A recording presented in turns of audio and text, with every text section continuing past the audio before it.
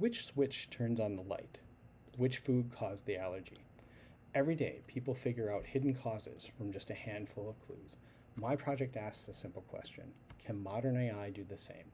I'm Murray Butler, and this is Do Machines Reason About Cause and Effect for the computational track CS6795, Summer 2026.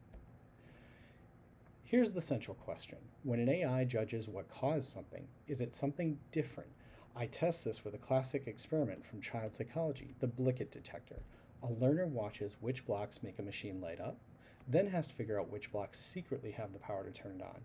To keep the comparison fair, I lean on a core idea in cognitive science called CRUM, the idea that any thinking system, whether a brain or a computer, works by building representations and computing over them.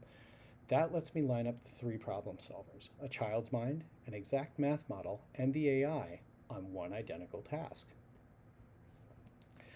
To organize the comparison, I borrow a famous framework, Mars 3 levels. The first asks what the ideal answer is, the perfect reasoning any smart system should aim for.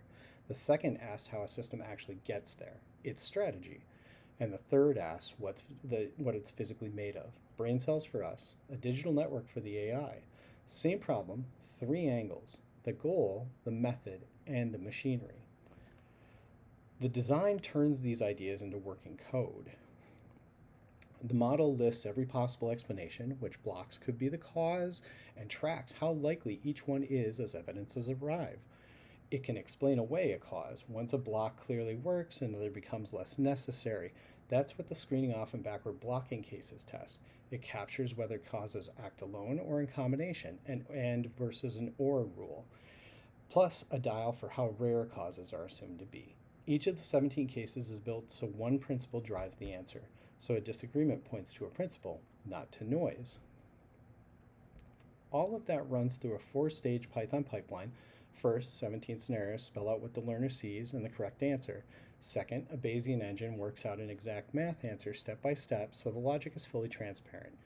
Third, an AI harness asks Claude Sonnet 4 10 times per scenario at a temperature of 0.7, a randomness setting, and I average the 10 runs to smooth out that randomness. Fourth, human baselines are pulled from published child and adult studies. Every stage reports the same thing, a 0 to 100 chance that an object is a cause, so all three compare directly. Now the headline results. I measure agreement with a rank correlation. Basically, do two systems that put the causes in the same order. AI versus the math model across all 45 objects, 0.93, very close. Humans versus the math model, near perfect, 0.99, confirming even children reason almost ideally. AI versus humans, 0.91. But note the asterisk. The AI ranks causes like people, yet its confidence is consistently off, a reliable gap with a p-value of 0.016. And that gap isn't random. It clusters on two specific principles. First, the over-explaining away. Once the AI finds a cause that's clearly enough visible to it, it dismisses a second possible cause as too difficult or impossible, rating it around 36%, versus the math model's 51 and the children's 55. Second, conjunctive caution. When the machine only fires if two causes combine, an and situation, the AI stays too careful, about 84% against a correct target of near 95. The mistakes land on exactly the tricky cases the experiment was built to expose. So, do machines reason about cause and effect? My answer is a split verdict. The AI is a near rational ranker of causes. It usually gets the order right, but how it gets there differs from people, a sign of genuinely different reasoning paths. I'm honest about the limits. The solid human data is small, 4 studies, 8 objects.